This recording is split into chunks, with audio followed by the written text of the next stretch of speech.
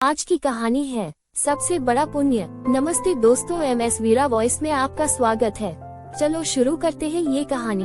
एक राजा बहुत बड़ा प्रजापालक था, हमेशा प्रजा के हित में प्रयत्नशील रहता था। वो इतना कर्मठ था कि अपना सुख, ऐशो आराम सब छोड़कर सारा समय जन कल्याण में ही लगा देता था।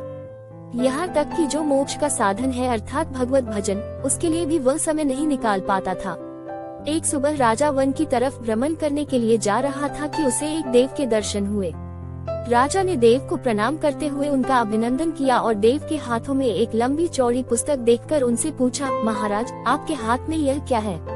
देव बोले, राजन ये हमारा बही खाता है जिसमें सभी भजन करने वालों के नाम हैं। राजा ने निराशायुक्त भाव से कहा, कृपया देखिए तो इस किताब में कहीं मेरा नाम भी है या नहीं।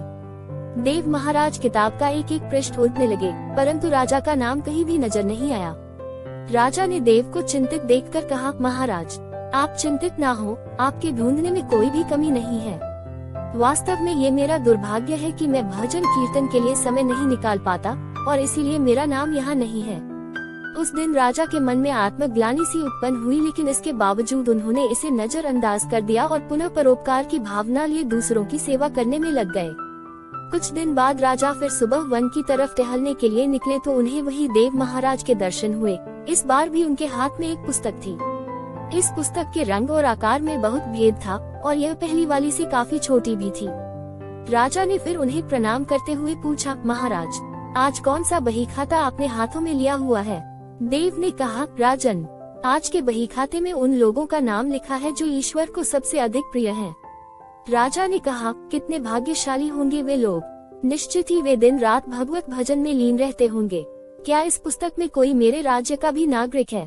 देव महाराज ने बही खाता खोला और ये क्या, पहले पन्ने पर पहला नाम राजा का ही था। राजा ने आश्चर्यचकित होकर पूछा, महाराज मेरा नाम इसमें कैसे लिखा हुआ है? मैं तो मंदिर भी कभी कभार ही जाता हूँ। देव ने कहा, राजन इसमें आश्चर्य की क्या बात है? जो लोग निष्काम होकर संसार की सेवा करते हैं, जो लोग संसार के उपकार में अपना जीवन अर्पण करते हैं, जो लोग मुक्ति का लोभ भी त्याग कर प्रभु के निर्बल संतानों की सेवा सहायता में अपना योगदान देते हैं, उन त्यागी महापुरुषों का भजन स्वयं ईश्वर करता है। ऐ राजन तू मत पछता कि तू पूजा पाठ नहीं करता, लोगों की सेवा कर, तू असल में भगवान की ही पूजा करता है। परोपकार और निस्वार्थ लोक सेवा किसी भी उपासना से बढ़कर है। देव ने वेदों का उदाहरण देते हुए कहा, कुर्वन्नेवे कर्माणि जिजीविषेच्छ समाहेवान्त्वापनान्यतो अस्ति व कर्म लिपिते नरे। अर्थात कर्म करते हुए 100 वर्ष जीने की इच्छा करो तो कर्म बंधन में लिप्त हो जाओगे। राजन भगवान दीन दयालु हैं, उन्हें खुशामद नहीं भाती बल्कि आचरण भाता है। सच्ची भक्ति तो यही है कि परोपकार करो, दीन दुखियों का हित साधन करो। अनाथ विधवा किसान व निर्धन आज अत्याचारियों से सताए जाते हैं, इनकी यथाशक्ति सहायता और सेवा करो और यही परम भक्ति है। राजा को आज देव के माध्यम से बहुत बड़ा ज्ञान मिल चुका था और अब राजा भी समझ गया कि परोपकार से बड़ा कुछ भी नहीं और जो परोपकार करते हैं वही भगवान के सबसे प्रिय होते हैं।